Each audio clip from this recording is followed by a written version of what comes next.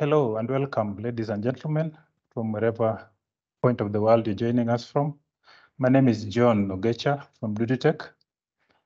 We truly appreciate you taking your time to join us today as we delve into understanding nematodes for practical farmers.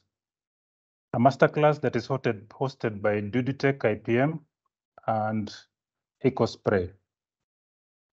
It's been said that the foundation of any successful pest management program begins with a thorough understanding of the pest itself. So to that effect, we are delving into nematodes today, and we are going to talk about the biology of nematodes with special emphasis on plant parasitic nematodes. We are going to talk about the economic importance of these nematodes, and we are going to talk about management, particularly of the PPNs. In addition to that, we'll also finally talk about nematodes as biocontrols, the positive side of nematodes. We've also got exciting giveaways for you after the session, so stay tuned to learn more about it. To ensure that we are helping you best on this masterclass, we are going to engage you through a chat box. So if you have any questions, we encourage you to write it down on the chat box on your screens. Feel free to drop questions on the topic and share your struggles as well as experiences. We'll answer the questions at the end of the sessions. Do not worry so much about taking notes. We'll share the recordings of this particular video, of this particular training shortly after the webinar. So without any much further ado, let me introduce to you the speakers of the day.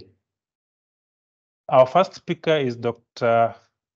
Colin Fleming, whom is going to be introduced by our co-host, Peter McDonald from EcoSpray. And our second speaker is Dr. Vitalis Wekesa.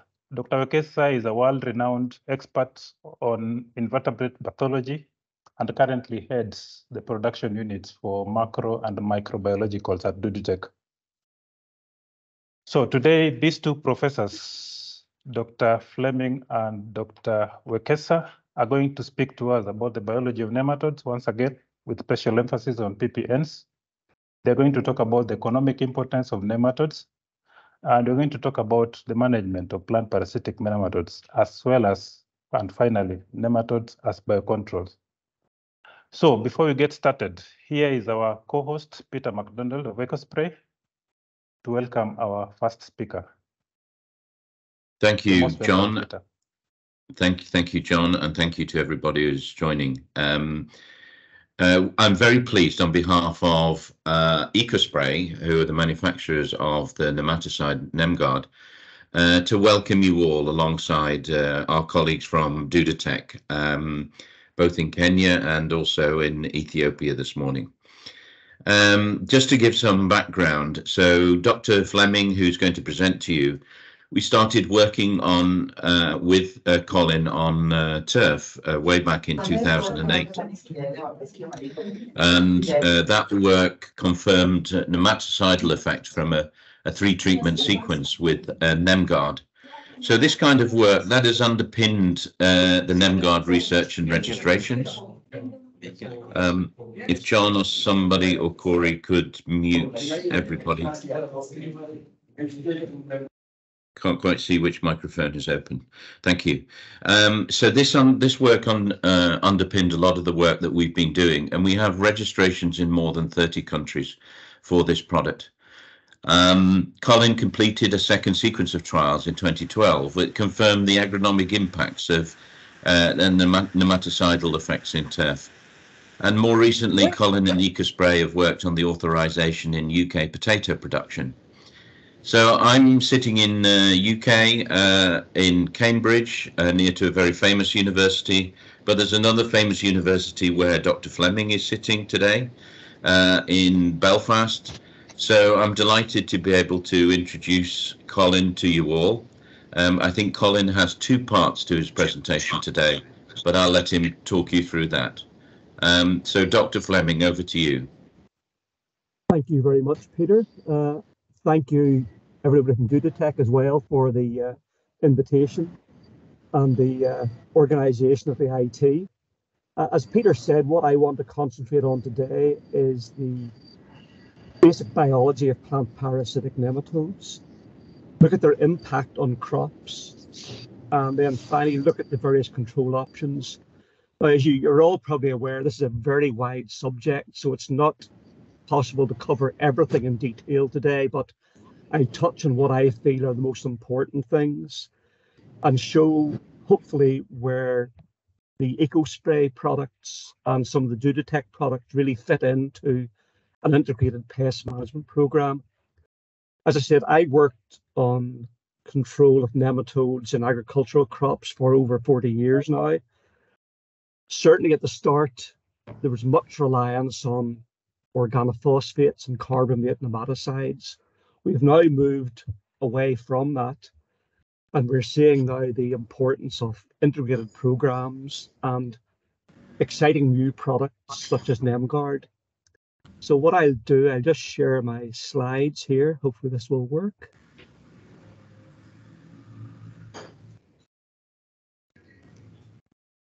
Okay, can everybody see that? Yes. Yeah, excellent. Thank you. I think, as Peter said, what I'll do today, I'll split my presentation into two parts, and I believe there'll be a short quiz at the end of each with amazing prizes.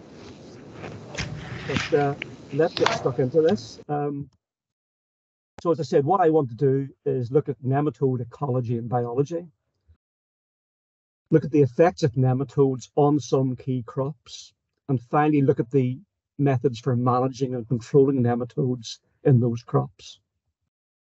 So first of all, nematode ecology and biology.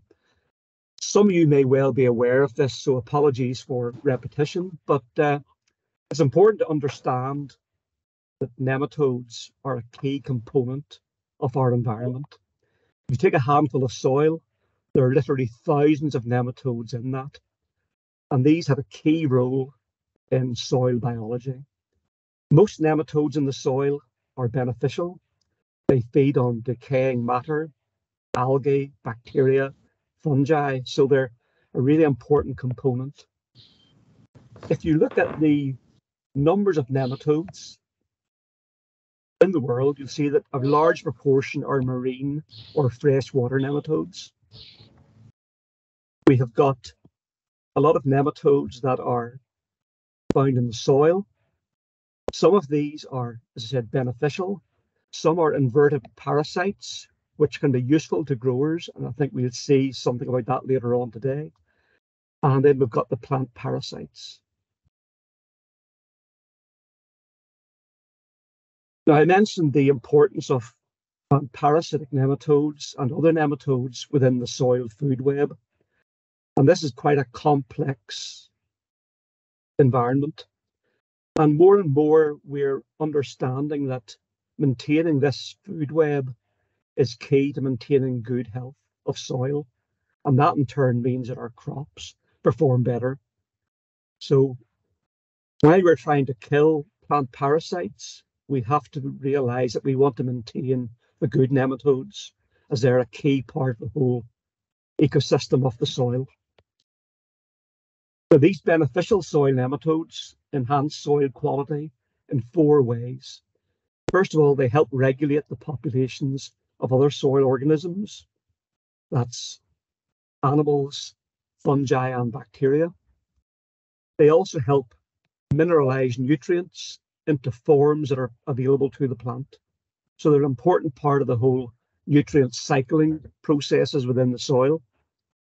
They also provide a major food source for other soil organisms, and again, that's other invertebrates, also fungi and bacteria. And again, some of these nematodes also consume disease-causing organisms, so they're helping to protect plants against pathogenic bacteria, fungi.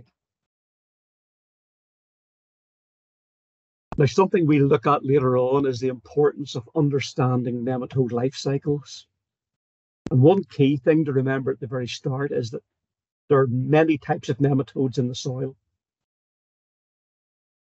and their life cycles are all different. And this is very important when it comes later to actually understanding how to manage these populations. So, for example, if we look at C. elegans, which is a free-living bacterial feeder, you can see the life cycle is 2 days. So very quick turnaround, very short life cycle. If we look at a predator, a thing called Monunchus, this is a nematode that actually feeds on other nematodes. Its life cycle is about 2 weeks, about 15 days. And you'll see that the plant parasites, we've joined. Globigerina and Meloididae, yes, I've already joined. Are all much longer life cycles, over a month in many cases. So understanding this is quite important. The actual life cycle of most of these nematodes is fairly standard. We start off with the egg, and it hatches into a second stage juvenile. The first stage juvenile is actually inside the egg, and it goes through 4 different juvenile stages before it reaches its adult stages. So this is typical of most plant parasitic nematodes. And again, understanding this life cycle is very important later when we look at control options and management of these pests. Now, most nematodes are living in the soil below ground, so they're ectoparasitic, feeding on the surface of the root systems of plants. Some live inside the roots, but there are also some nematodes that live above ground, and these will be infecting seed or the actual foliar parts of the plants. So although we're looking at most nematodes being soil-borne and attacking roots, there are others we need to be wary of. And again, we look at some of these later on. Now, typically, root systems of nematode attack, we find small stunted root systems. You can see in this picture on the right, the root system on the left has been attacked by nematodes. And comparing that to the one on the right, where it's a normal root system, you can see the big decrease in root mass, which is a large impact on the growth of the plant. And in the case of a crop, it means the yield will drop. We also find in the case of some nematodes, galling or root knots in the root. These are swellings. We've got lesions, necrotic areas on the root.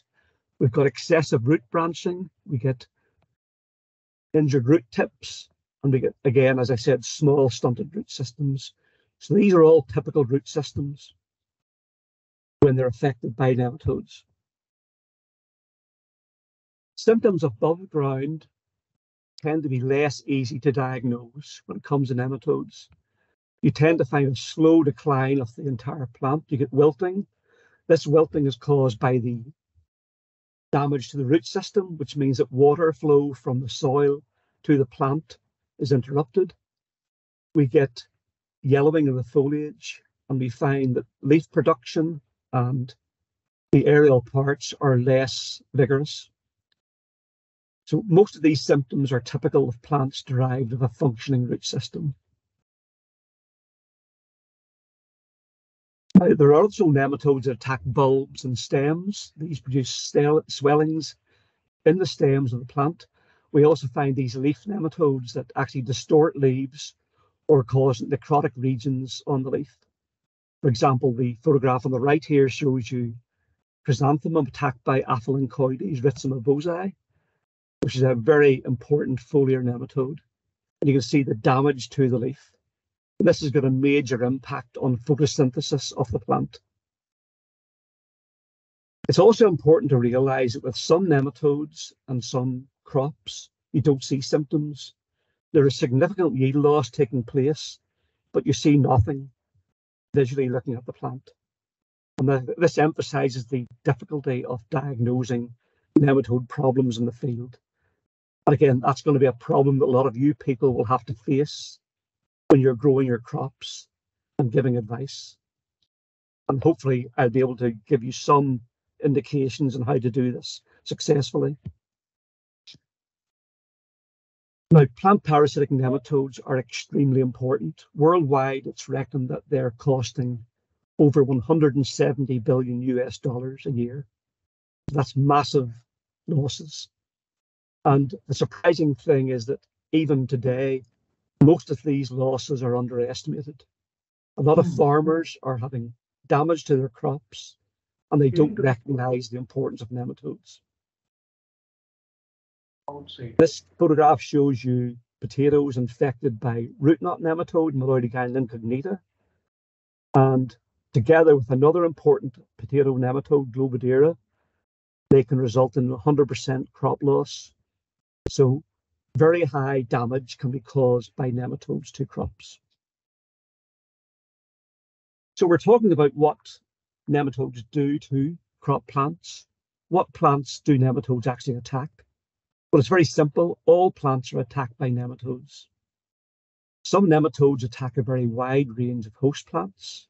So, for example, the root knot nematode, Meloidogyne incognita, attacks over 3,000 plant species.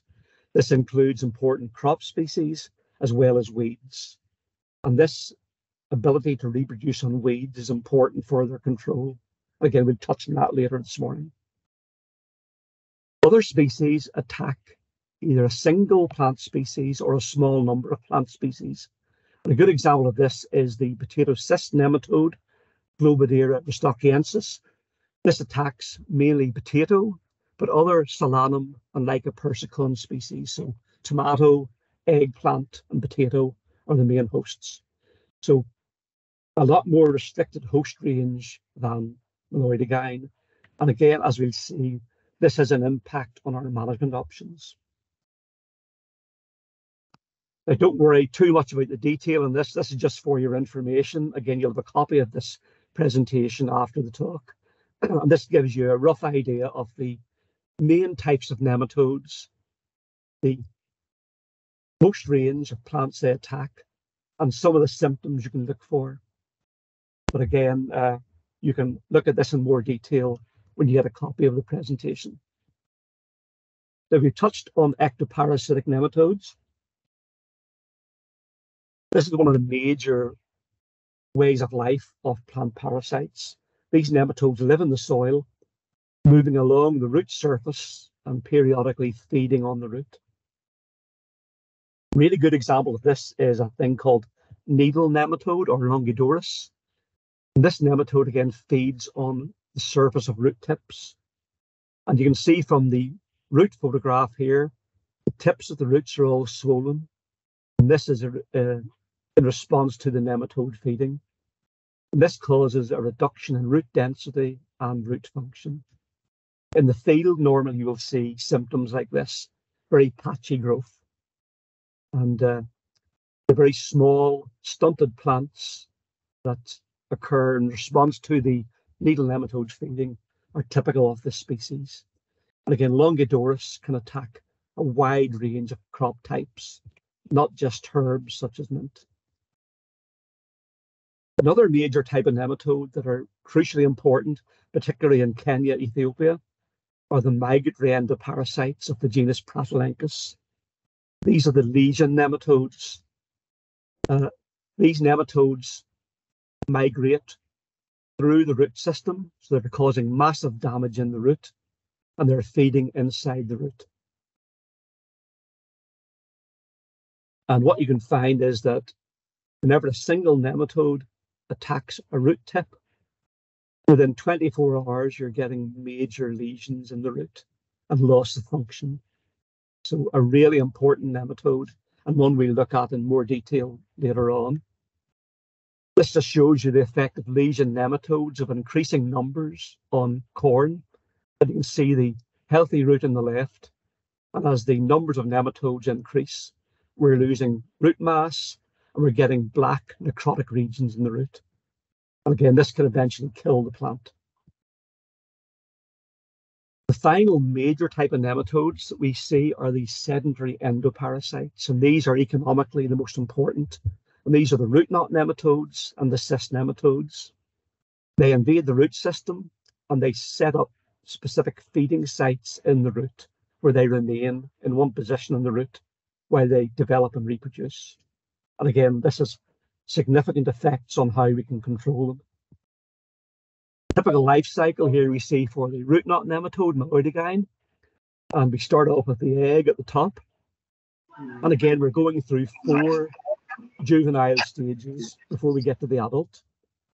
But the infective juvenile, as it hatches from the egg, immediately seeks out a root system which it invades. And the remainder of that life cycle, the 3rd and 4th stage juveniles, develop inside the root. The adult males, once they develop, will actually leave the root, but the female, again, remains embedded in the root system. So again, a very different life cycle, and one which again has implications on how we can actually control it. Typically, we see massive galling. You can see the infected root system on the left here with these large swollen galls. If you cut them open, you can see the white females looking a bit like pearls inside the root system. And it's the feeding of these nematodes that causes the disruption of the root system and the massive drops in yield that are typical in root knot nematode infected crops. Potatoes, for example, here we see heavily infected potatoes. These tubers are, of course, useless for selling. They're also useless for cropping. Here we see the effect of root knot on carrot. And again, really massive crop losses due to these nematodes. And the important thing to realize about these root knot nematodes and the cyst nematodes is they have a very pronounced ability to modify the plant. The photograph here shows the circular female nematode, and you can see the plant cells at her head are swollen and very, very dense. And what the nematode is doing here is it's taking over the physiology of the plant, and it's causing these plant cells to receive nutrients from the rest of the plant and deliver them to the nematode. So these complex feeding structures are very efficient for getting nutrients to the nematode, and this has a big impact on the crop. So let's now look at the effects of nematodes on some key crops. And thanks to the guys at Duditech for guiding me towards some of the important crops. Again, we can't cover them all, but I'll give a few examples here. This photograph shows you the effect of nematode damage on begonia. Again, an important flower species. And the important thing to realize here is that the symptoms we're seeing in the leaves are disrupted, showing swellings and going slightly necrotic. These symptoms are due to feeding of the nematodes in the root system. For this reason, nematodes are quite often not diagnosed properly. We see foliar symptoms, and the last thing that people look at are the root system. So if you're out in the field, see odd foliar symptoms that can't be attributed to anything else, check the roots. Nematodes can be causing this. Again, if we look at production of roses, again, a very important species, I believe, with you folks. Certainly we get a lot of your roses here in the UK, all year round, actually. We see them in our shops, all good quality. But if you get root knot nematodes, the quality will drop dramatically. You can see the root systems here with these swollen galls caused by Meloidogyne incognita. And the plants themselves, the roses, will show reduced vigor.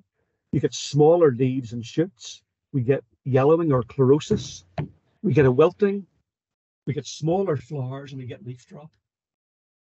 But generally, this decline is not immediate. It tends to take many months or years before it becomes serious. So you plant your new rose bushes, and over the next 6 to 12 months, you'll see a decline in the plants. And this is often caused by nematodes.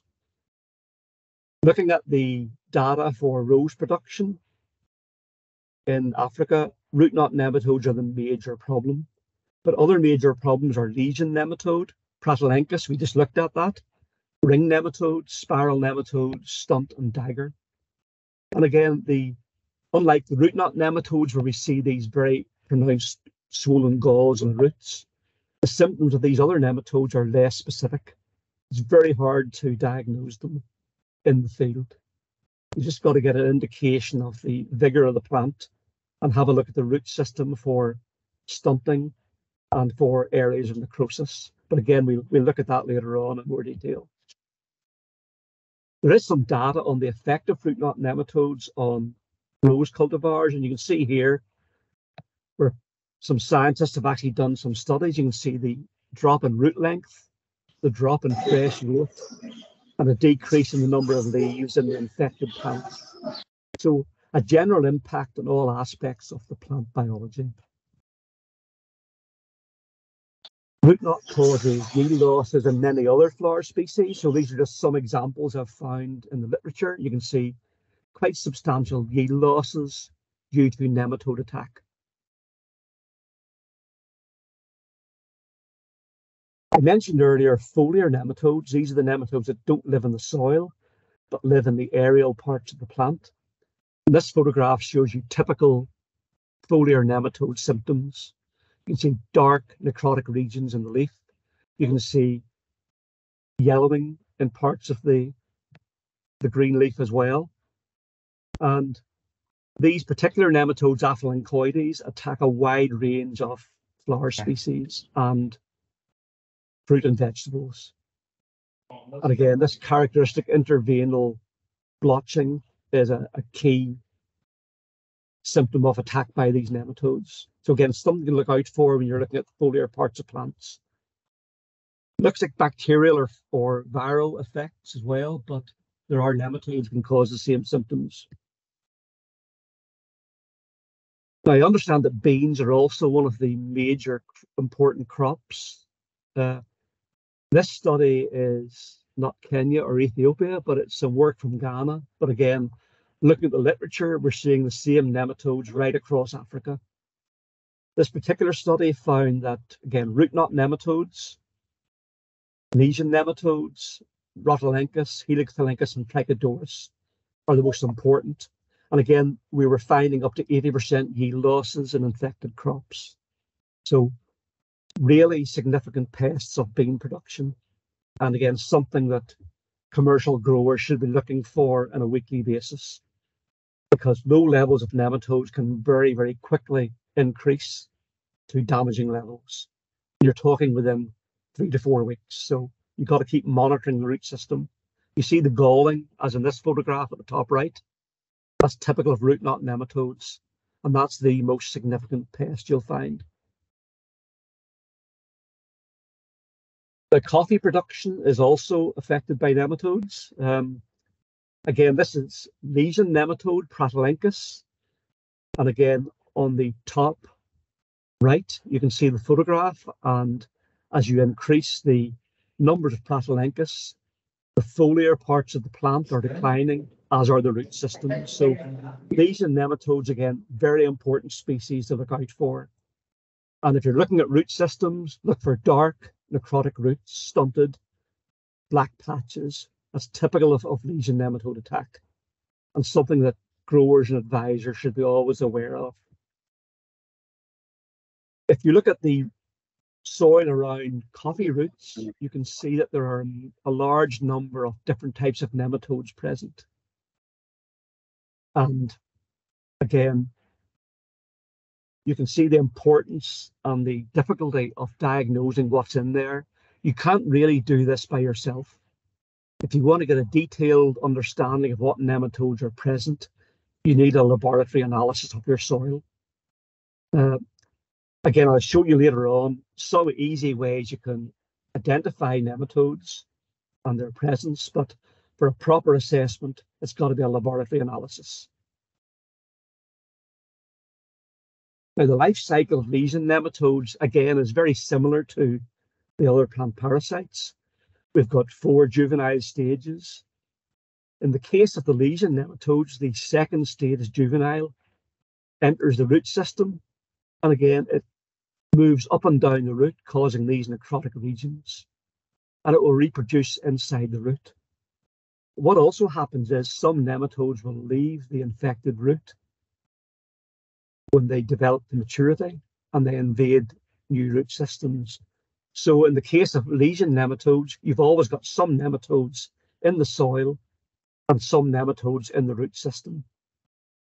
In the case of root knot nematodes and cyst nematodes, quite often there are very few nematodes in the soil because they're inside the root. So again, understanding which nematodes you've got helps explain what nematodes are present in the root system and what nematodes are present in the soil. And again, these are all key factors to consider when developing a control or a management program. So when should we try to control nematodes? There are a number of sort of things we should look at. Number one, what's the financial cost of treatment? If the cost of treating your nematode is very high compared to the value of the crop, you're probably not going to go down that route. Certainly in parts of Europe, nematicide use tends to be used usually on high value crops. So you tend to find that growers will not treat grassland with nematicides, but any vegetable crops, any cereal crops, any fruit crops, they will be treated with nematicide. So that's a key factor to consider. Another factor is the level of nematodes in the soil. And for that, we use a thing called the damage threshold. And you can see on the table on the right here, in the very right-hand column, a thing called damage threshold. And the damage threshold is an indicator of the population level in the soil when you should start considering treatment. So for dagger nematodes, if you find 30 to 40 nematodes in 100 ml of soil, you would consider treating them. You can see needle nematodes, the third one down here. If you find a single nematode, you should treat. This is because the damage potential of this nematode is very high. If you've got a nematode such as ring nematode, it's got a low damage potential, which means the damage threshold tends to be higher. But I wouldn't get too tied into these damage thresholds. They're only an indicator, and they will differ from crop to crop, from region to region, and from time of year to time of year. The best indication of when to treat is your own call. You know your crops, you know the effect you're seeing, and the likely impact of the nematodes. So damage threshold is a useful tool, but it's not something to rely on totally. And again, the damage threshold really only applies when you've had a soil sample analysed in the laboratory, and this may not be possible in all cases. Another approach some people take is they treat nematode populations well before they reach these damage levels. So don't let the nematode increase to the damage threshold. But again, that tends to be only used in, for example, perennial crops such as fruit trees or high value crops. But again, another factor to consider. Right, well, that sort of takes us to the end of our first session. I think what we're going to do now is a very quick quiz. And Lee, I think you're going to watch the participants and count hands in this little quiz. Is that correct?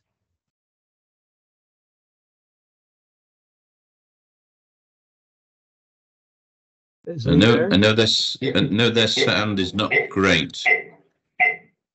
Okay, go ahead. Yes, Lee. Colin. Yes, I hear you. Yeah, before coffee, we're going to have a quiz. So I'm going to ask some questions, and if you could note down the participants who is getting their correct answer.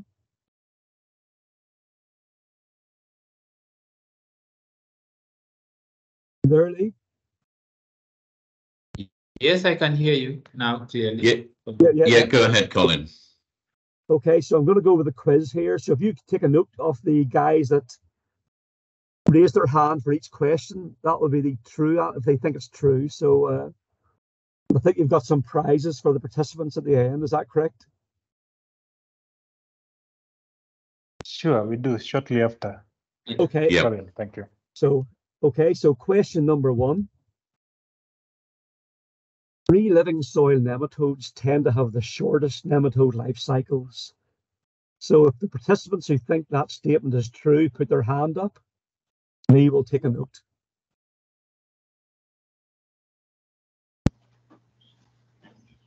So free living nematodes tend to have the shortest life cycles. Put your hand up if that's true.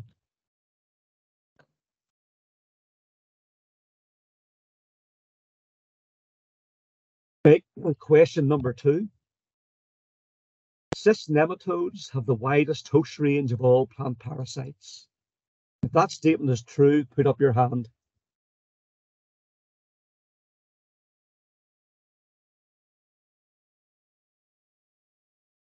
Cyst nematodes have the widest host range of all plant parasites.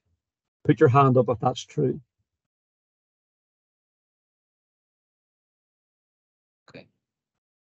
Okay, question 3. Lesion nematodes can cause significant root damage within 24 hours of infection. If that's true, put your hand up. Lesion nematodes can cause significant root damage within 24 hours of infection.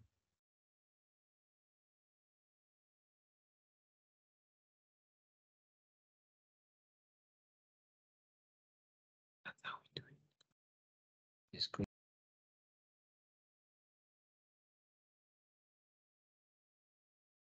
Okay, Lee. Next one.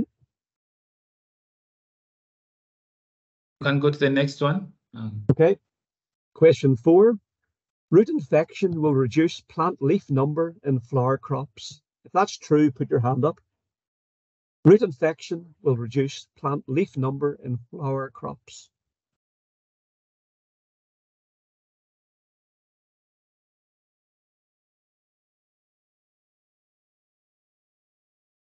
Lee, let me know when to go on to the final question here.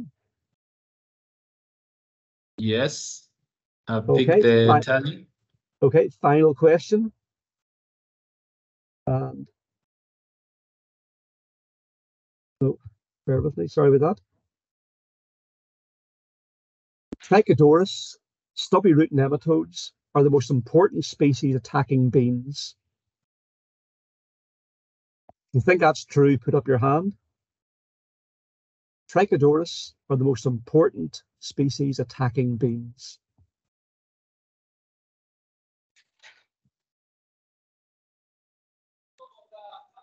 Okay, got your tally, Lee?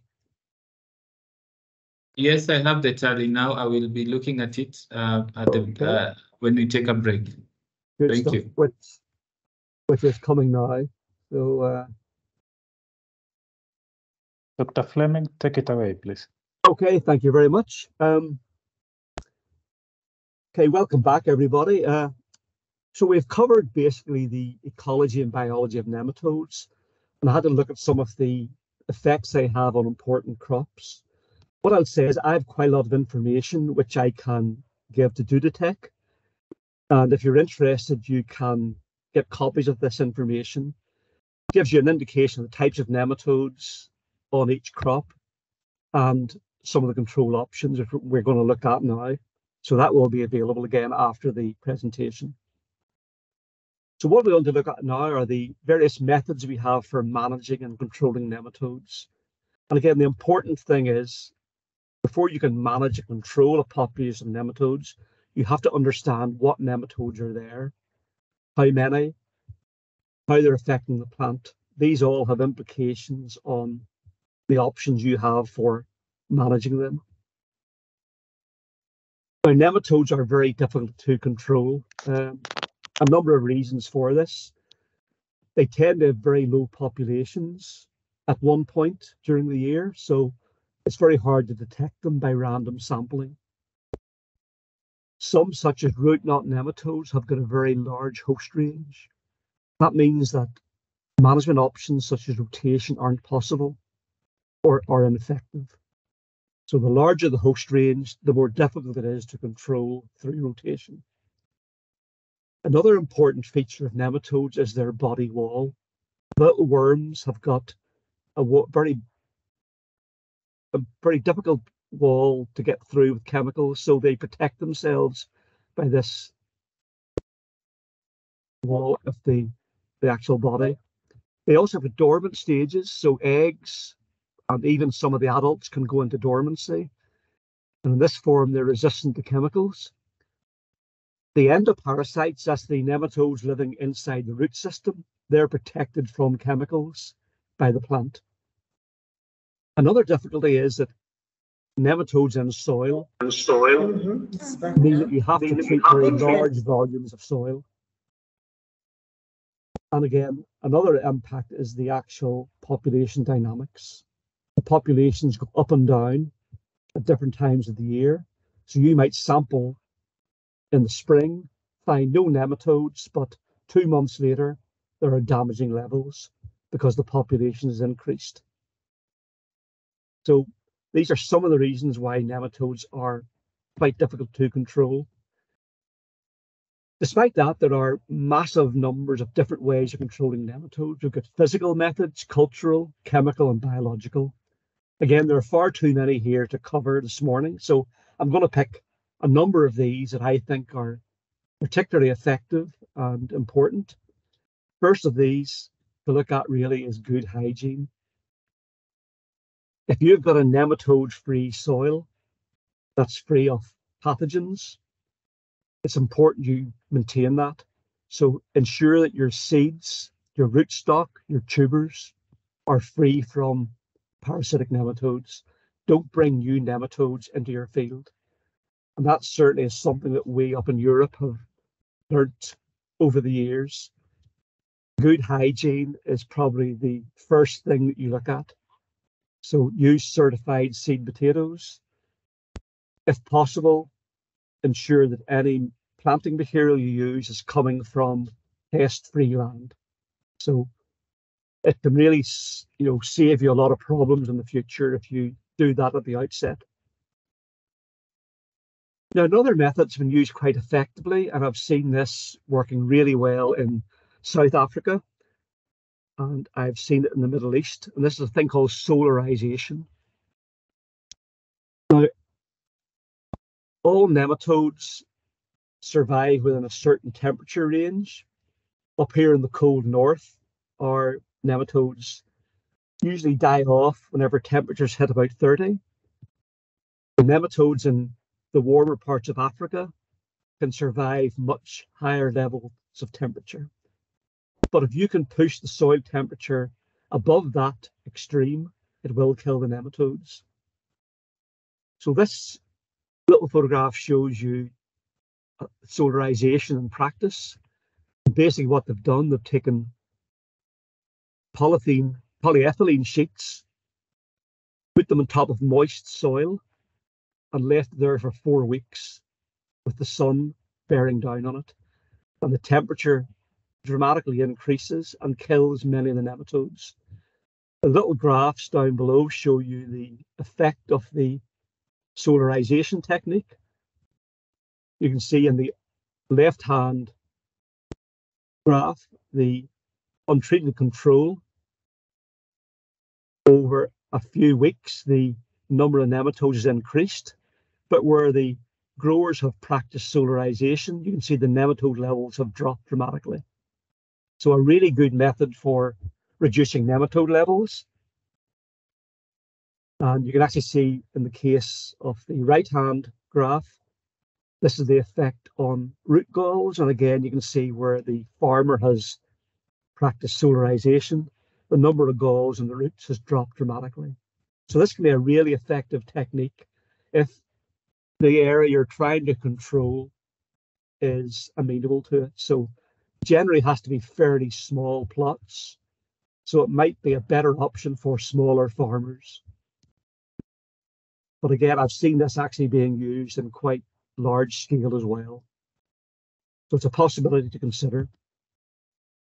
And you can see here in the case of a glasshouse solarization experiment, the dramatic increase in yield where solarization has been undertaken. So yields have actually quadrupled. This was tomato in this case. So a really effective technique. Let's look at biological control now, and there are a number of biocontrol options. The first of these, I think, called Pasteuria penetrans, which is, some people say a bacteria, some people aren't too sure. But regardless of what it is, it can be very effective in killing nematodes. And again, there are some commercial preparations of this. And if you look at the life cycle here, the day 0 at the very bottom of the little circle, here is the Pasteuria spore. It attaches onto the juvenile nematode. And when you look at nematodes in a Pasteuria infected soil, you can see these little spores covering the body. This actually affects the nematode movement, but also as the nematode matures, the bacteria matures as well, and eventually it will rupture the nematode, releasing more spores. So it's tying its own life cycle into that of the nematode, but at the end, it's stopping the nematode from reproducing successfully. This is an electron microscope photograph of a nematode's head, and you can see the raised spores attached to the nematode. What you tend to find is that Pasteuria strains are specific for certain types of nematode. So there'll be a Pasteuria strain for legion nematode, a Pasteuria strain for root knot nematode. So not all preparations are effective against all nematodes. Again, highlighting the importance of knowing what nematodes you have in your soil. And again, just some more electron microscope and microscope photographs, again showing you the little spore here attaching to the nematode cuticle. Then in the blue photograph, you can see the spores inside the nematode.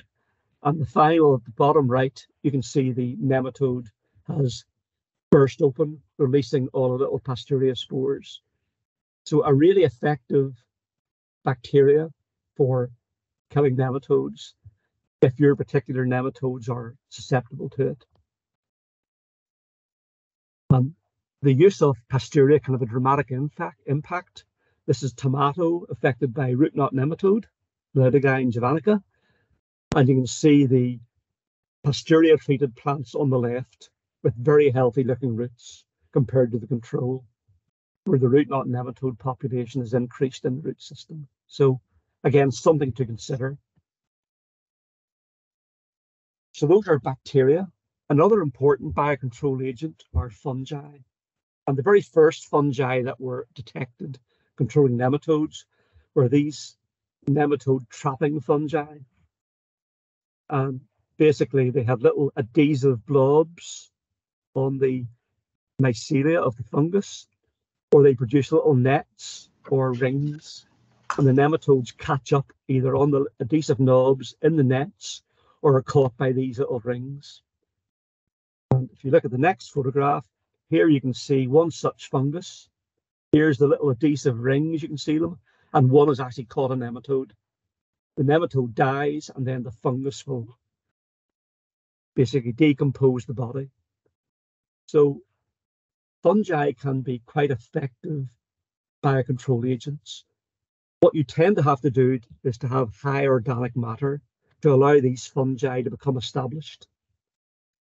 These tend to be naturally occurring fungi, so it's often a bit of luck if you get high numbers or not.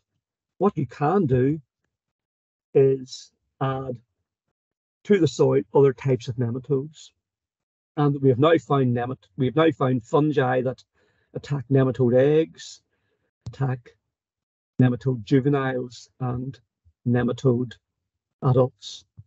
And one such fungus is a thing called Psilamyces lilacanus, and I understand that Duditec actually have a strain available for nematode control.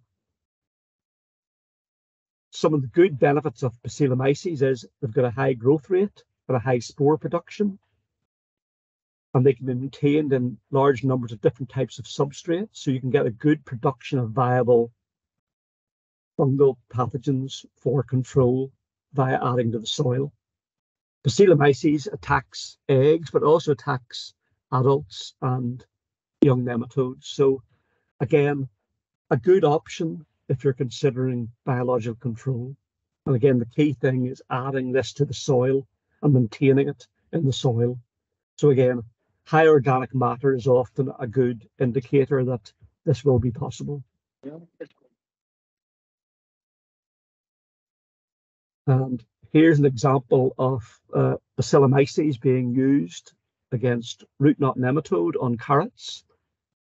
These are just showing you the sort of typical symptoms. We've got in the first graph here, root knot nematode attack.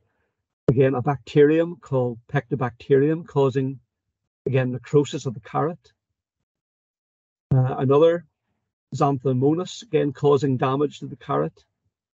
And finally, a mixture of the three pathogens. So this is what we're trying to control. And when we add Bacillomyces, we can see in the second batch of columns here, the effect of Bacillomyces. So it's labeled PL, and you can see a big decrease in the nematode population.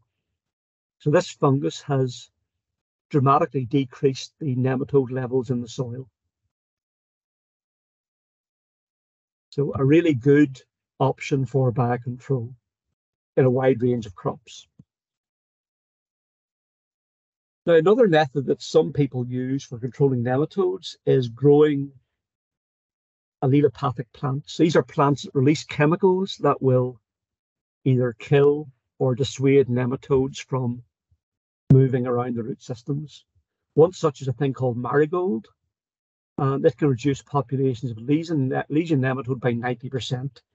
So by growing this as an intercrop, you can dramatically drop the levels of lesion nematode. Again, there are advantages and disadvantages of this approach. Advantages, there are no chemical residues. Sometimes you can grow these allelopathic plants as a winter crop. You can also find that they can be cheap compared to other options of control. Disadvantages, some nematodes will actually increase on these plants. So again, you need to know the type of nematode you have. Otherwise, you might just be giving them a food source. And again, some crop residues can be toxic to following crops. So if you're growing a particular plant, the root systems might contain chemicals that affect the next crop. So again, an option to consider, but you need to know what you're doing. I've mentioned earlier rotation, and this is traditionally a very effective way of controlling nematodes. Rotation keeps land in production, you're getting multiple crops, and there are no chemical residues. However, there are disadvantages. If your nematode has got a wide host range, such as root knot nematode, quite often it will be able to reproduce in all of the crops you're growing in rotation. So all you're doing is increasing the nematode level year after year. Other nematodes also may increase, and so rotation, useful, but again, you need to know what you're doing. You need to know what nematodes you have. And again, if you're practicing rotation and having a fallow field during that rotation, you've got to remove the weeds. Otherwise, root knot nematode will reproduce on the weeds, and you'll have, again, issues the next time you grow a crop. This just shows you some root systems from weeds in a fallow field, and you can see the swellings on the roots indicative of root knot nematode reproducing. So although the farmer in this case thought he was controlling his root knot nematode by leaving the field fallow, he left weeds present, and the nematodes are reproduced in the weeds. Now, of course, some nematodes won't reproduce on weeds if they're limited to a small number of plant hosts, but important pests such as root knot nematode will, and that's causing problems. Probably one of the most important ways of controlling nematodes is host resistance. So plant breeders have developed varieties of crops that are resistant to nematodes.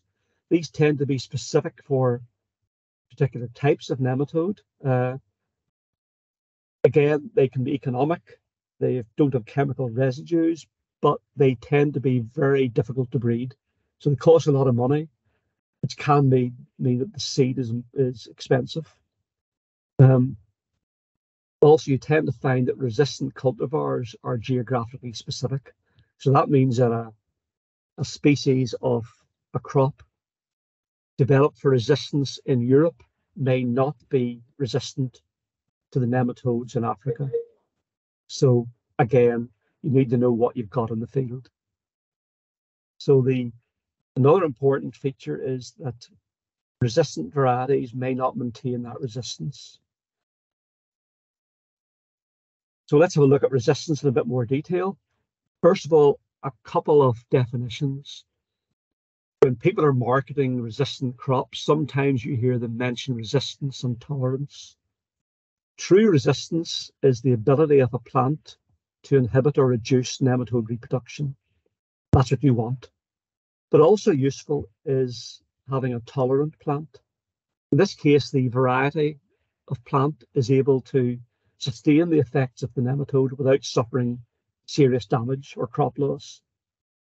Now, this means that unlike in the resistant variety, the nematode population may increase, but that year at least you're going to get a crop, and you're going to get probably a profitable crop. However, because the nematode levels are increasing, eventually that tolerance will be insufficient to protect your crop against the increasing numbers of nematodes. Now, in the case of resistance, most resistance is actually a genetic effect caused by a resistance gene in the plant. The little photographs here you see are showing the development of a nematode feeding site. In this case, it's the potato cyst nematode, Globidera. The little X marks the point of the nematode's first feeding, and you can see the plant cells start to change and get larger around the feeding site. But after about a week, the cells start to die and become necrotic. This is caused by a resistance gene that detects the presence of the nematode and destroys the cells. So it's basically shutting off the nematode in this feeding site, which means the plant can't get any the nematode can't get any nutrients and will eventually die. These cyst nematodes, there are many types. Globidera and Heterodera are the names. They attack potatoes, cereals, sugar beet, a whole range of species. They tend to be quite specific, so they've got a narrow host range. They have a very dramatic effect on the root system, so that you can see the potato plant on the right affected by potato cyst nematode. Fewer potatoes, potato tubers, and smaller root system. But in this photograph, you can see the effect of a resistant crop. So the green row of potatoes are resistant varieties. And you can see the effect of the nematode on the non-resistant. This is caused by a single resistance gene. Now that was resistance to a nematode called Globidera stockiensis. There's another species of root knot nematode, or species of cyst nematode called Globidera pallida, and it can actually overcome resistance. So what you see in this graph at generation 1 is Globidera pallida growing on a resistant strain of potato called 62333. And you can see as the nematode grows successively on that variety, you can see that the number of nematodes reproducing increases. And by the 6th generation, we've got a very virulent population that can overcome the resistance. So what we do is we add a second resistance source, a different resistance gene in potato. And again, this population crashes. So generation 7, the virulent strain grown on, in this case, P55 bar 7. But again, you can see that again, as we grow it in successive generations, the numbers of nematodes increase. And again, by generation 12, we've got a highly virulent strain. We can do this for the third resistance source. So by generation 17, we've got a population of nematodes that have overcome the resistance in 3 different types of potato and are extremely virulent. And this can happen in the field. So resistant varieties are very good for a certain period of time, but eventually nematodes can overcome this resistance. This is seen in soybean cyst nematode. And again, this is from USA, and you can see from 2001 up to 2015, a general increase in reproduction in the field on a resistant soybean strain. So the nematodes are overcoming the resistance. So again, this is just an indicator. Don't rely always on resistance. There can be problems, particularly if you're growing a resistant variety year after year in the same field.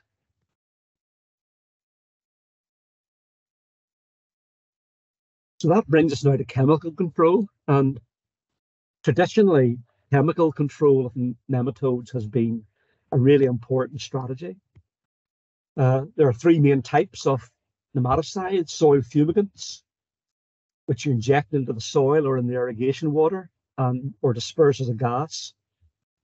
We've got the organophosphates and carbamates, again, very toxic, very effective, and largely are being banned now. And then we've got organics. These are fermentation products, plant extracts, and so on. If you look at the different products that have been used throughout history as nematicides, you can see on the very right-hand side, most of these are dangerous, extremely toxic, so not nice to use for the grower. There are problems with residues, which in the case of food crops particularly can be a problem. As we move down towards the bottom of the table, you can see some of the new nematicides, fluensulfine, fluropyram. They're not quite as dangerous. So our chemists and our scientists have moved away from the really dangerous chemistries towards more benign chemistries.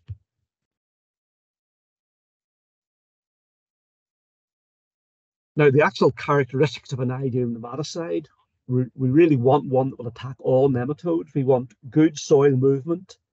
We want it to remain in the soil for long periods. And we want it to have very low phytotoxicity. It shouldn't affect the plants. If possible, it should be taken up by the plant and moved through the root system. That means it may control the endoparasites. And we want the application rates to be fairly low. You can see what the government regulators are after, and quite often they don't want the same thing as the grower. So there's always this friction between the grower's requirements and what the regulator will permit as regards nematicides. Again, an important feature of all these nematicides is the length of time it remains in the soil. So, for example, a fumigant such as 1,3-D has got a soil half-life of less than 14 days. Carbamate, one of the granular nematicides, again, is a very short half-life as well, 7 days. One of the new nematicides, fluropyram, you can see, has got a very long half-life, over 200 days. So it remains in the soil a long time. That can have impacts on when you can use it. And of course, residues are also a problem as well. So you need to know a lot about your nematicides before you use them. How will they act? How long will they remain in the soil? Are there going to be problems for residues and the end user of the crop?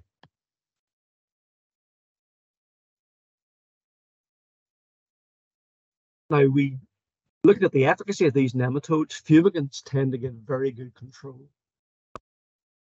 They move through the soil air spaces, and they tend to do best in soils that don't have high levels of organic matter.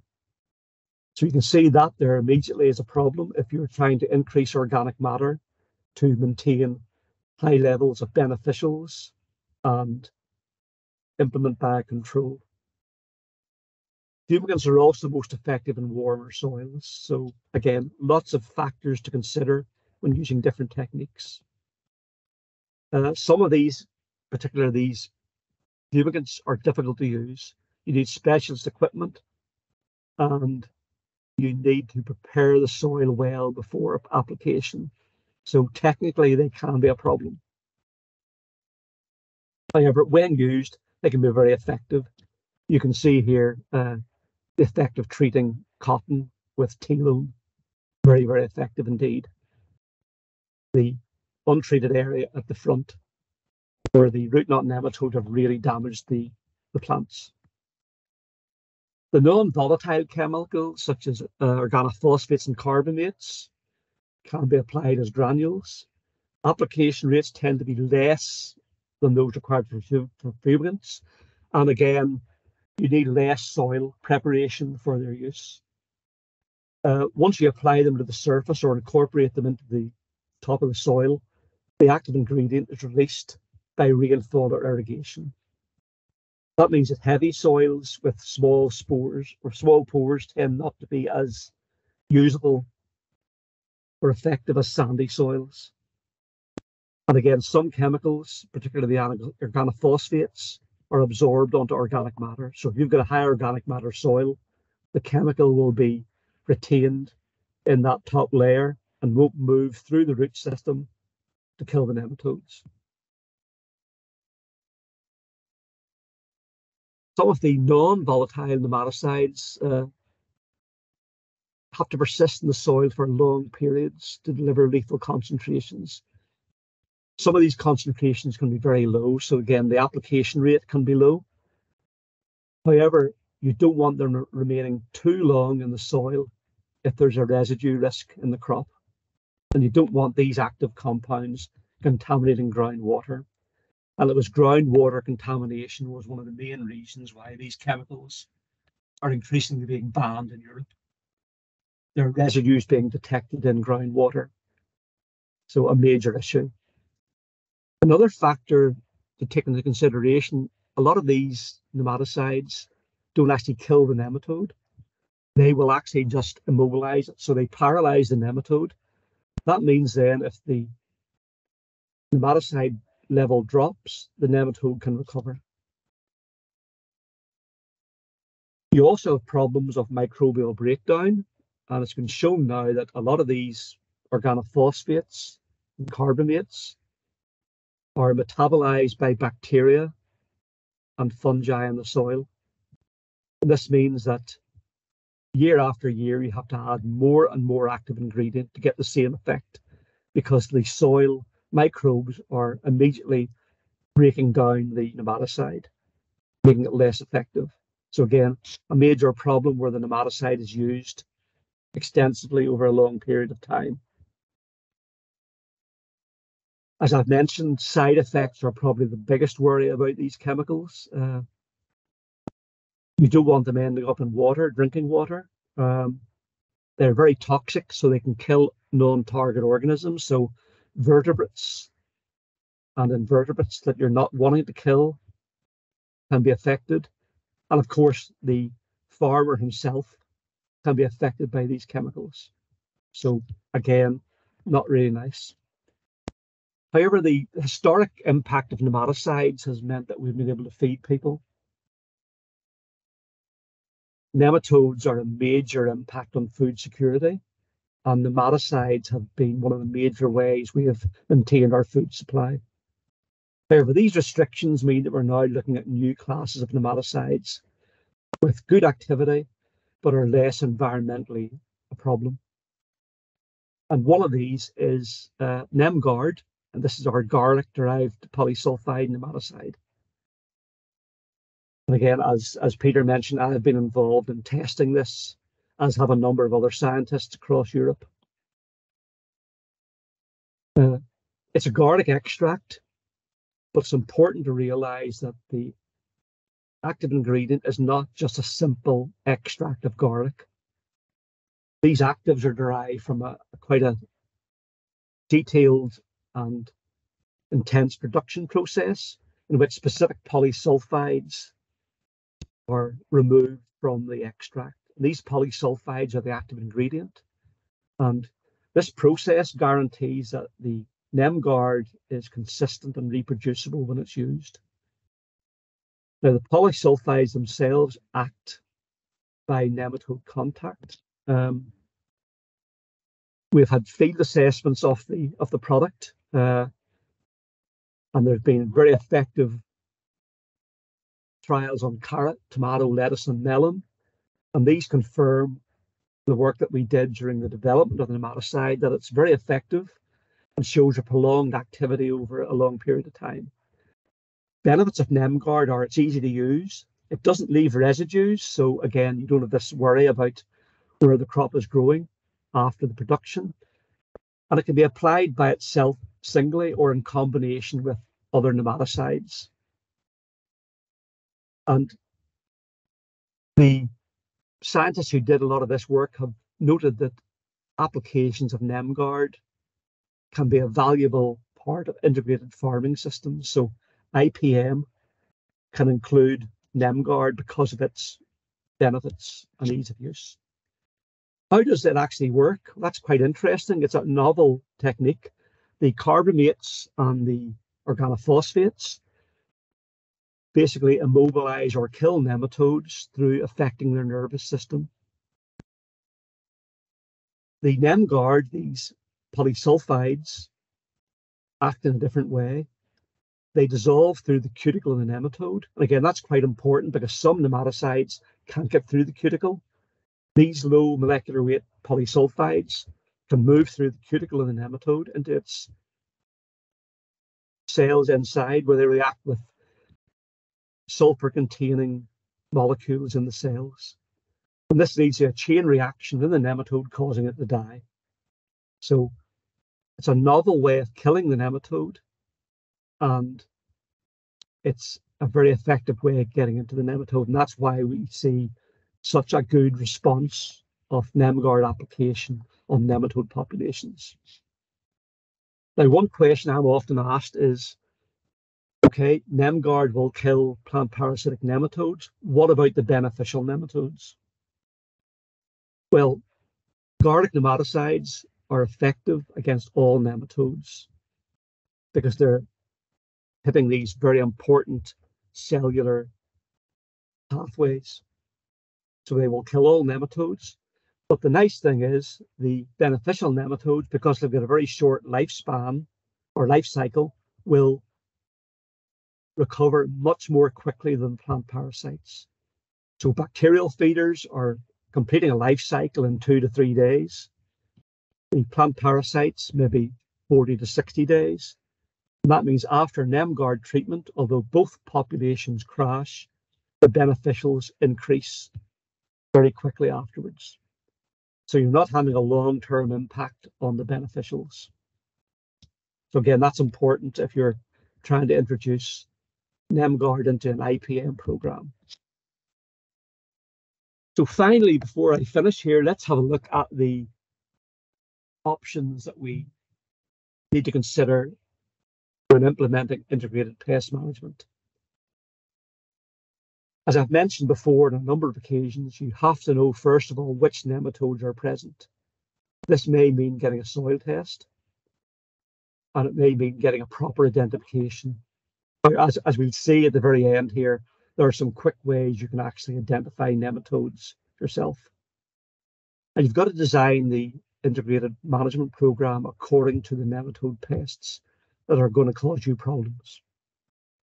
So one shoe doesn't fit all sizes. So if we look here at nematode populations in the soil around coffee plants, here I've got 2 samples, one sampled in the wet season one sampled in the dry season. And this shows you the importance of sampling at different times and understanding what nematodes are present. If you look here, in the wet season, we're getting high levels of nematodes. If you look at the samples taken in the dry season, the nematode levels are much lower. So if you had taken your sample in the dry season, you might say, okay, I don't have a major nematode problem. But 2 or 3 months down the line, when the rains come, the nematode levels are much higher, and you might have overlooked this. Similarly, if we look at the frequency and abundance of cyst nematodes, this is Heterodora, a very important endoparasite. You can see in the wet season, we've got very high levels, very damaging levels of the nematode. If we had sampled in the dry season, again, the nematode levels are a lot lower, and we might not have considered that cyst nematodes were going to be a problem in our crop. So the take-home message here is sample at different times so you know what is happening. Nematode populations increase and decrease, and you may be given false information if you rely your decisions on a single sampling. So some of the things we look at when we're implementing IPM, first of all, crop rotation. If possible, do a crop rotation. And you need to select crops and varieties that are poor hosts for your nematodes. As I mentioned, if you're having a fallow period within your rotation, good weed control is important. This will reduce the number of hosts for things like root knot nematode. Resistance. Check with your seed supplier. Are there any resistant cultivars for the crops you're growing? Again, a really good option. Cultural control. Once you've got plants at the end of the harvest that are potentially infected, destroy them. Take out the roots. Don't compost them. The nematodes will survive. Remove any potential source of infection. If you're looking at biocontrol using things like Bacillomyces or Pasteurella, add organic matter. Keep the organic matter levels high. That allows these fungi and bacteria to be sustained in the field.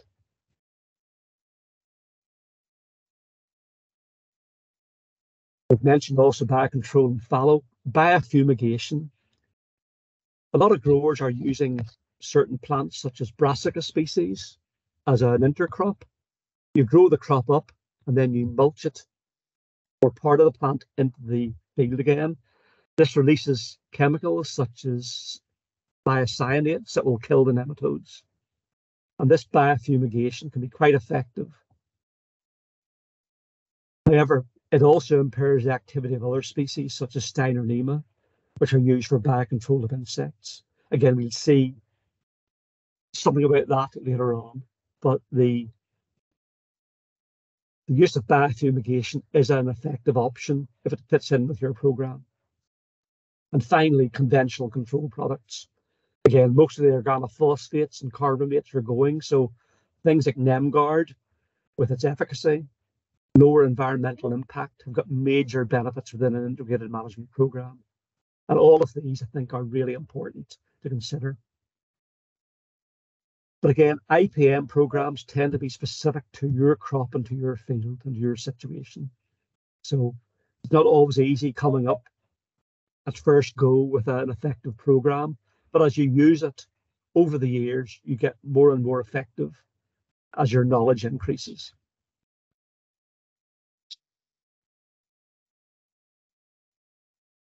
That really covers a lot of what I want to say this morning. One thing which might be useful for you all is this little guide. It's a little book called Practical Plant Nematology. It's a brilliant resource for if you're interested in nematode detection, identification, and assessment. It's published free. The organizations listed below, you can download a free PDF copy. It contains information on the actual nematodes, the different types of nematode present, It gives you information on diagnosing nematodes in the field. So again, that will be useful for advisors and growers. It gives you information on sampling soil. And if you really want to be very keen, it gives you information how to extract nematodes from the soil. That would always be applicable, but a really good resource and well worth downloading and having a look at. As I said, I've also got a lot more information, which if you're interested, I can supply to Duditech, and info on specific crops and specific nematodes attacking those crops. And again, that will be available as well. So that takes me to the end of my presentation. I think we've got one more quiz now. Lee, I think if you're ready, we'll do that. And then we move on to the rest of the presentation. Are you there, Lee?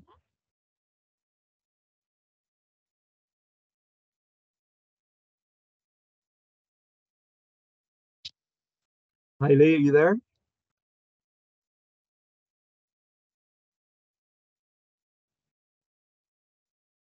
I am there, Colin. Colin, I'm Good, there.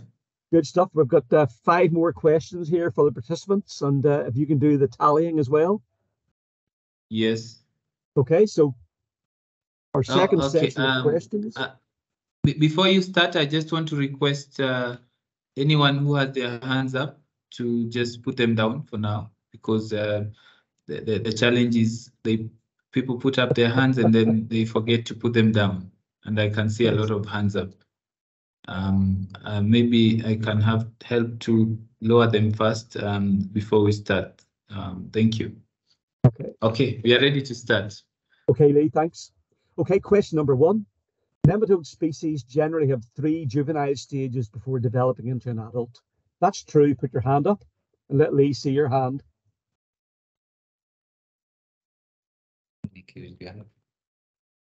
Okay. Let me know when to go ahead, Lee. So they need to put down their hands then, and then we go to the next question, please. Yeah. Okay. Put your hands down, folks.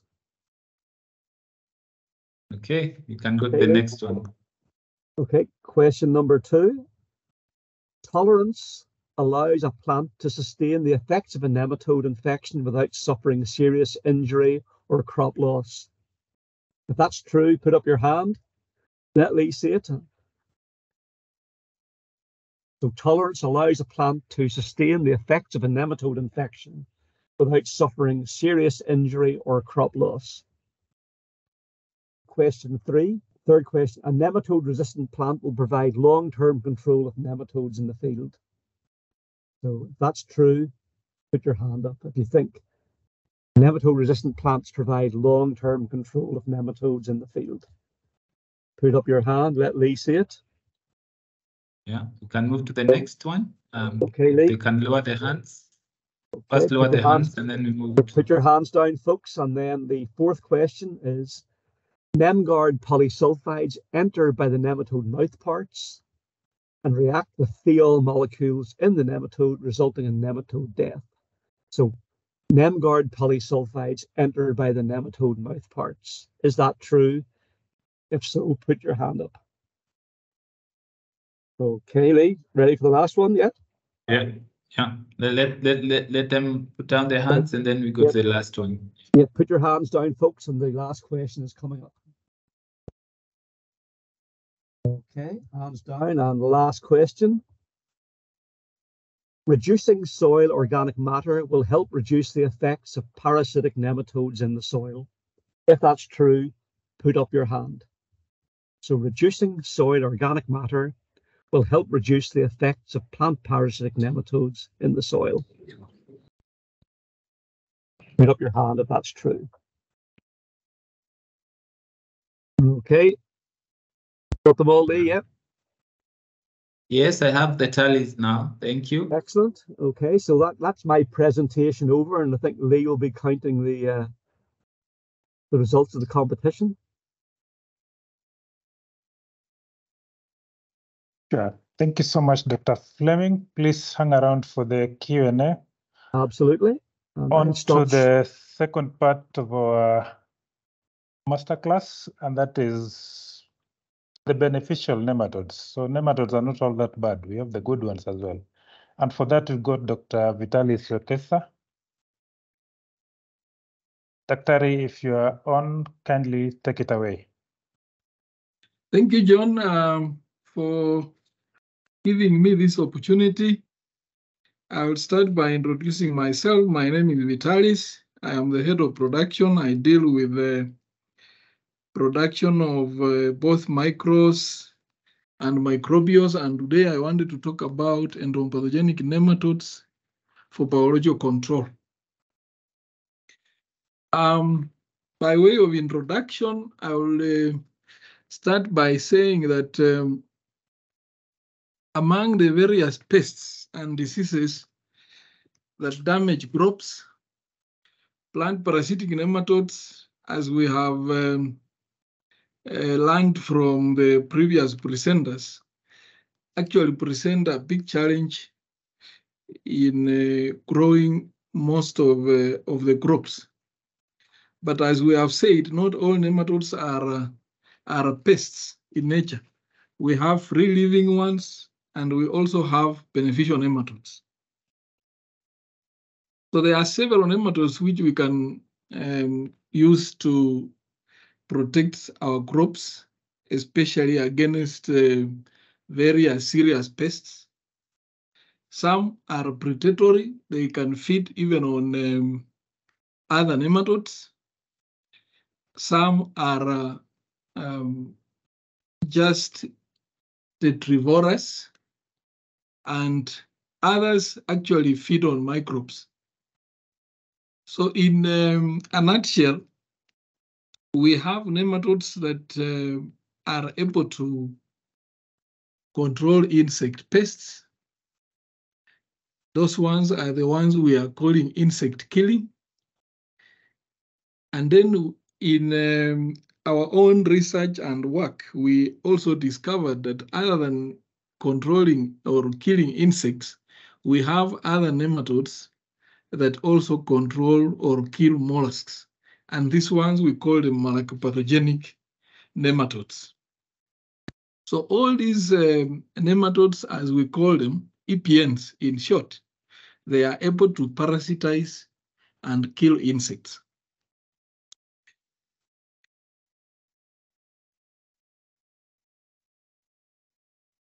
So in brief, EPNs are used as biocontrol agents against many insect pests of cultivated crops across the globe. At the moment, they are actually considered an excellent alternative for chemical insecticides. And in most farming communities now that are doing, especially those dealing with food crops, this is becoming a common practice.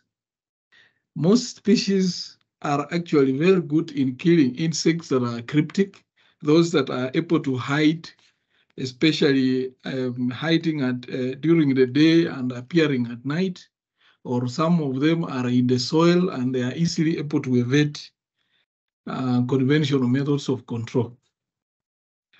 And as at now, EPNs are actually thought to be second largest selling biological control products in the world, only just behind BT, which was initially one of the first entomopathogens to be commercialized. So this is an example. I'm showing an example of an entomopathogenic nematode, and they come with a lot of advantages. The known advantages that we have for EPNs is that most of them are not known to cause any effects on humans, adverse effects on humans, fish, animals, birds, or the environment. So this actually makes them ideal as biocontrol agents. In other aspects, most of the conventional methods of control, especially those that involves chemicals, if you are to apply, the pests that are hiding might not be found. So nematodes have the ability to host such. They can go in the soil. They can look inside the crevices of the host plants that are hosting insect pests that are damaging. They can go deep into depths that probably cannot be reached by normal methods of pest control. So actively searching for hosts is one of the advantages of using these nematodes. Most of them can target a wide host range, and this can also give them an advantage. They are obligate parasites of insects only. They cannot probably target other things that you don't intend to control. In principle, they are very good in killing insects also within a very short period, almost imitating the chemicals. Within 24 hours, they can kill an insect. Another advantage for EPNs is that they are easy to mass produce. As we will see when we continue with this presentation, you can produce them easily and then use them for insect control. They also have ability to survive long within an environment where pests are existing without either dying, so that they can be in the environment to at least attack the pests. And then the last advantage that I wanted to mention is that most of them can be used together in integrated pest management with other tools. Yeah. So some historical perspective is that the EPNs were first collected in Germany by a scientist called Grauss in 1917. This was mainly in a serious pest that attacks trees called sawflies.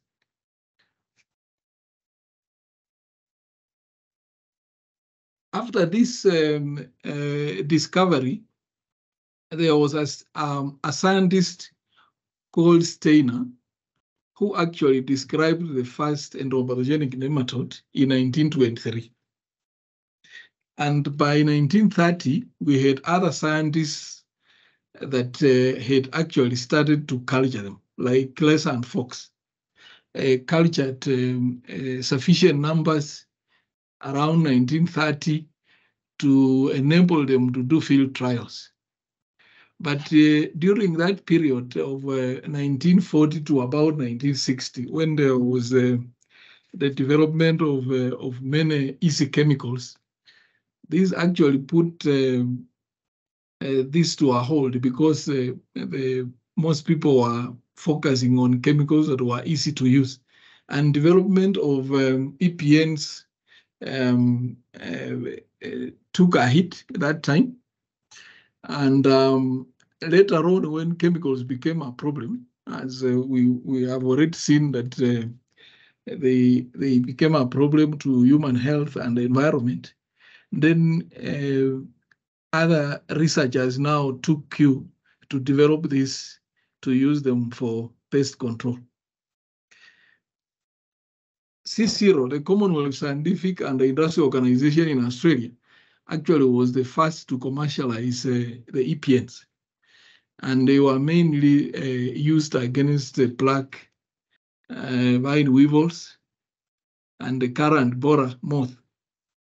So currently, these EPNs now are being used across the globe, and mainly they are for control of weevils, scarabs, fungal gnats, and thrips, termites, among many other pests that are afflicting our crops. We have different entomopathogenic nematodes. They are in different families, but the most known ones are the family of Steinanema, Steinanemmatidae, Heterorhabdidae, and Rhabdidae. So under the first category of Steinanemmatidae, the commonest genera is or genus is Steinanema, and we have so many species under this genus, which are actually commercialized for use in controlling pests in different crops. Heterorhabdidae also has several species that are commercialized. And lastly, the last one, Rhabdidae, is under the genera Phasmarhabditis, which is not entomopathogenic, but it is used for controlling slugs and snails. Briefly, the life cycle as it starts, you will see that nematodes have got what we call infective juveniles that will move out of a dead cadaver of an insect and then start to host such and cause infection. Once an insect is infected, normally these nematodes contain symbiotic bacteria that they will release, and the symbiotic bacteria will cause disease in an insect through a process we call bacteremia. And the bacteria will digest the tissues of an insect, which the nematode will feed on, in the process killing an insect. So once the insect dies and it falls on the probably in the soil or even on leaves, then the infective juveniles will emerge, as this diagram shows. Then they will go into the soil or in the environment, and the process continues. Just briefly to mention that their symbionts are also specific, and mainly two symbionts are associated with the two categories of entomopathogenic nematodes. Either they are associated with Steinanemmatids or Heterorhabdids. So for Steinanema, we have a symbiont called Cinaraptus. And then for Heterorhabditis, we have a symbiont called Photorhabdus. This is called Photorhabdus because it has the ability for bioluminescent symbiont, so that when they are applied in the environment, these bacteria are the ones that are able to kill the insects. The bacteria for slug nematodes is different, and is actually called Moraxella species. So under these different bacteria groups, their relationships are known to be specific, and the symbiotic bacteria for both genera are actually gram-negative, and they belong to the family Enterobacteriaceae, meaning they are isolated mainly from the gut of most of our the pests. I will now want to look at commercial production. So EPNs are actually, as I mentioned in the previous slide, they are easy to mass produce, and you can do them in vivo, where in vivo here means that we can do them on live insects, as well as in vitro, where we can isolate them, remove from the live insects, and grow them in the lab. So the most common method that is mainly used in vivo is the use of the greater wax moth, Caleria meronella. So Caleria in itself is easy to produce because you can produce it on a semi-synthetic media. And therefore, you can get good numbers of Caleria and infect with the nematodes, which will colonize quickly, and you will be able to get good yields. So this has been practiced, and it's actually considered probably the primitive way of producing these nematodes. But in vitro production is achieved both in solid and liquid medium. And as an advantage over the in vivo production, it is easy to scale up. So in terms of economies of scale, you can produce big volumes within a very small space and with very little material to use this product.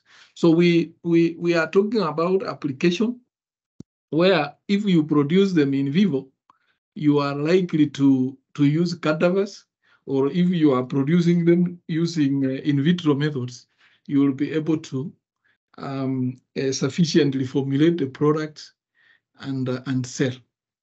So in normal circumstances, if you are to use the EPNs in the field, you will always want to apply when the environment is conducive to them, especially where there is high humidity or some level of water to enable movement from either the leaves to the ground or from the surface of the ground to the soil.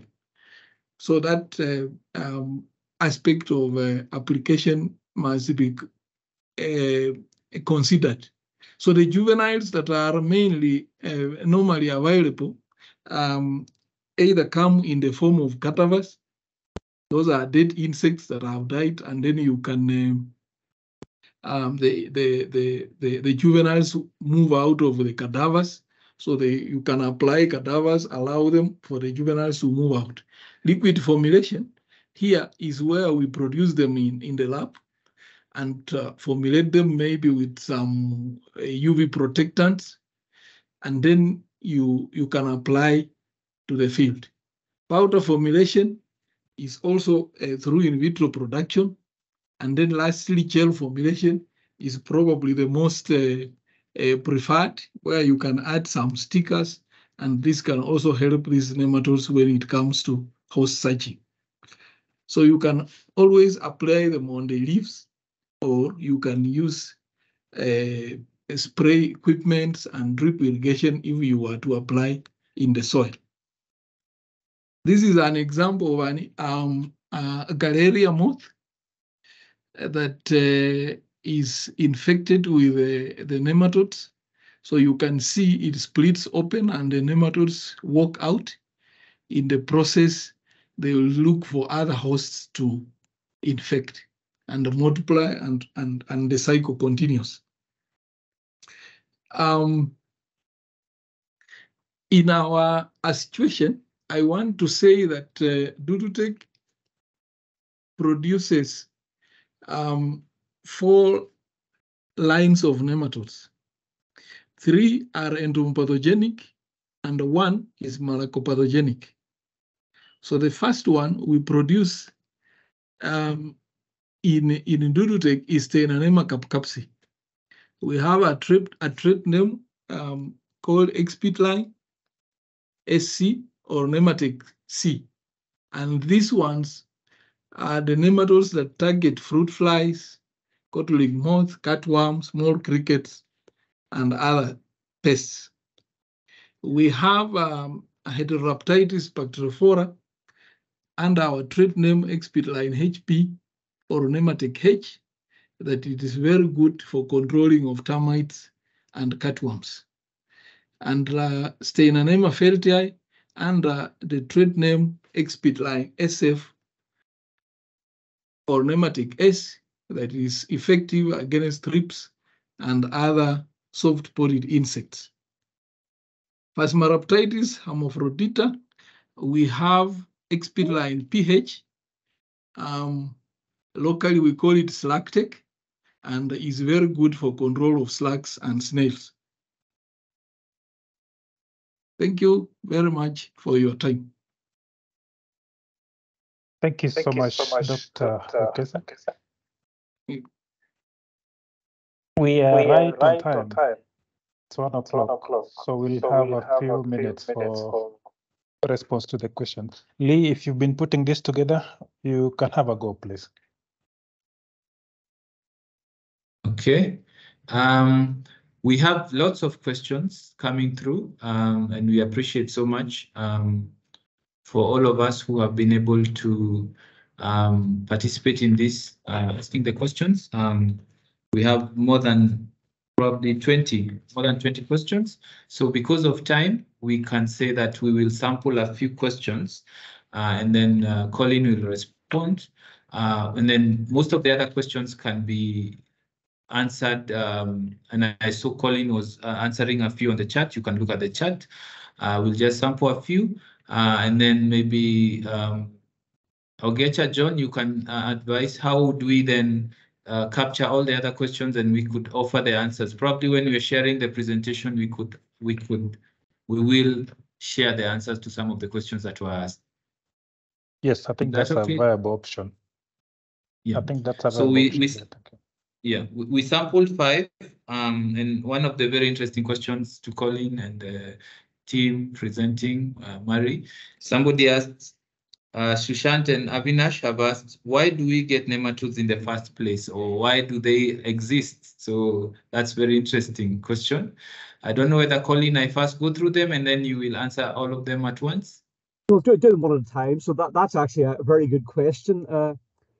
Nematodes are naturally occurring in all soils, from the Arctic right down to the equator. Nematodes are found in every soil. And like true love, they last forever.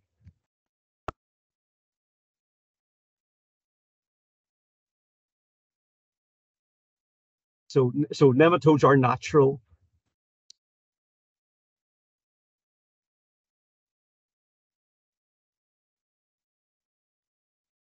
Can you hear me there, Lee? Yeah. Yes, I can hear you. So that's a good response. Yeah. They are here to stay.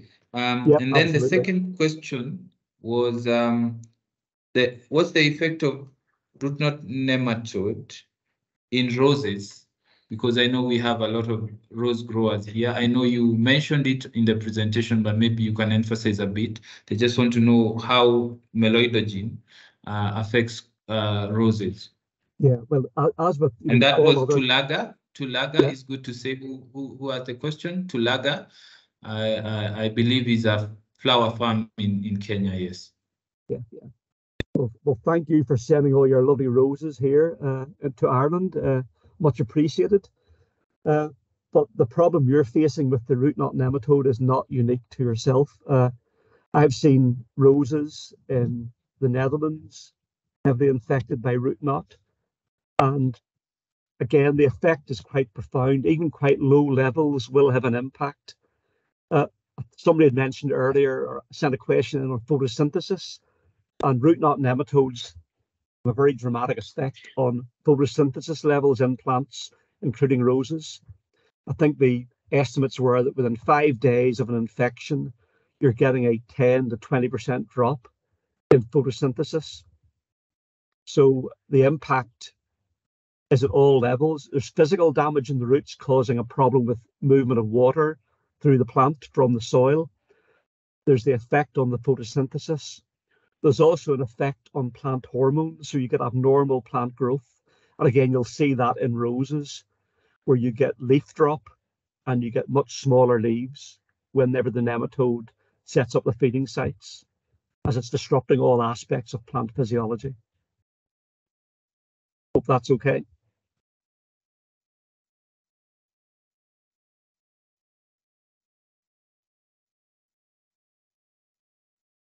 Good. I think Lee is muted. Another one would be, somebody asked about the effective biological control for nematodes on roses specifically. And somebody also asked about the different types of Bacillomyces as one of the biological control agents. That's a fungus. Dr. Wekesa, do you want to respond to that? John, I didn't get the question clearly. So the question is the effective biocontrols for nematodes. Colin had already gone through a number of them, bacteria as well as the fungi. And the second bit is the different types of Bacillomyces lacinius. What differentiates Mytec, for instance, from the rest in the market? I will say this, John, when it comes to the fungal pathogens that control nematodes, most of them, especially like if we looked at Poconia, it only targets the eggs. And when you are using Poconia, you really wanted to look at what you will use to kill the juveniles, because you cannot kill all the eggs. The juveniles that hatch need to be killed by something else. In some jurisdictions, they combine with Pasteuria penetrans, which is a bacteria that will kill the juveniles. But when it comes to Bacillomyces, it targets all the stages. Like the Mytec that we use in Durutec, we target eggs, all the juvenile stages, and the adults. So that gives it the advantage because it's like one-stop shop. You don't need to combine several to kill different stages. One product is able to target all the nematode stages. And that gives us the advantage to produce and use this product because of the way it works against all the stages of plant parasitic nematodes. That's what I would say. Thank you. Okay, maybe the next question, and maybe Dr. Vitalis, kindly, if you could stop share screen. The next question, very interesting again, from Nicholas. Do parasitic nematodes develop resistance to conventional controls or to pesticides? Yeah, and I've got another good question.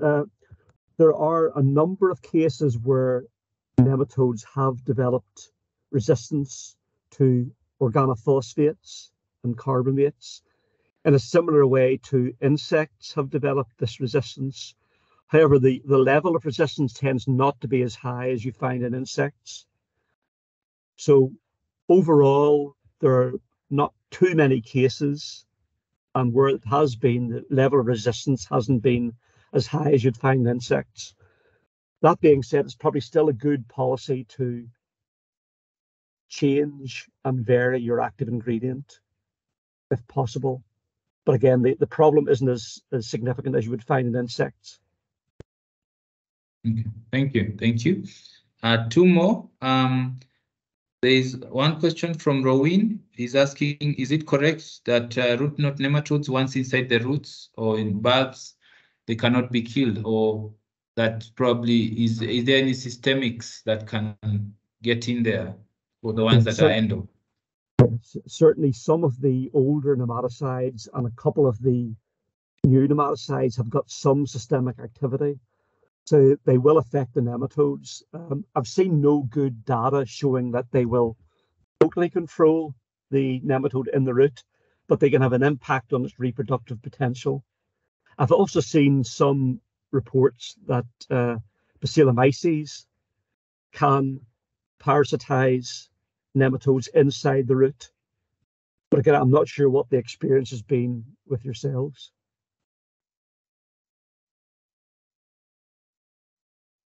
Dr. Vitalis, the experience with Bacillomyces, can it affect the endo, or is it systemic? Yeah. Dr. Vitalis? It seems to have dropped off. Yeah, if I can comment on that. So as Dr. Fleming mentioned earlier on, one of the major challenges with the endoparasitic nematodes, root knot nematodes being one of them, is that they're shielded by the root system.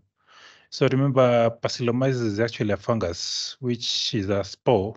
It needs to get into the roots. So there could be a chance, but we'll not count on that per se. Where I've seen it, I think, has been where the nematode egg sac has come out of the root system. So it's exposed in the soil, and it's then we see some infection. But if the nematode is totally inside the root, I suspect it will not be a significant infection. But if the egg sac is in the soil, yes, you'll see some parasitism, I think. Absolutely. I think that the last question is on use of NemGuard. They say, what is the response to if you use NemGuard in relation to beneficial nematodes? I know that one was also covered when you were talking about how it acts on beneficial, but it's good to just emphasize here. Yeah, I mean, I think Murray may want to also come in on this, but again, NemGuard is very effective against all nematodes because of the way it attacks them. However, because of the biology of the beneficials, although their population has dropped, their recovery is much quicker than the parasites. So over a period of months, the impact is low on the beneficials as they recover. Murray, do you want to say something? Yeah, thanks, Colin. Hello, everyone. I hope you can hear me. Basically, that's the principal advantage, I think, or one of the principal advantages of NemGuard SC and the granulate material is that the persistence in the soil is really a matter of a few weeks. And even in a repeat sequence, there's enough time for the short life cycle nematodes, basically most of the soil inhabiting beneficial nematodes, to recover between application sequences, or when the application sequences have ceased, the populations will recover in a matter of perhaps 2 to 3 weeks. And there's many examples, and Colin presented one or two, I think, where you see the populations are basically the same as what you start in the crop cycle. So you're not getting a sustained ongoing decline of the beneficial nematode populations from using the NemGuard product. Thank you, Murray. Back to John. Thank you so much, Lee, for that session. And thank you so much for the presenter, Dr. Fleming, Dr. Vitalis. Thank you so much to the EcoSpray team, Peter, and the team, Lee, for putting this together. A big thank you to the DudiTech team as well. And of course, not forgetting the attendees. You've been so patient. Even up to now, we still have more than 60. At one point, we're hitting 100 plus. Thank you so much for this. We'll continue reaching out through sharing the presentations, as Dr. Fleming has already mentioned. And also in case of any burning questions, like one that I can point out, there was something on the sources of nematodes and whether lake water with high sodium and bicarbonate would have an effect. Those would be interesting questions to respond to as well.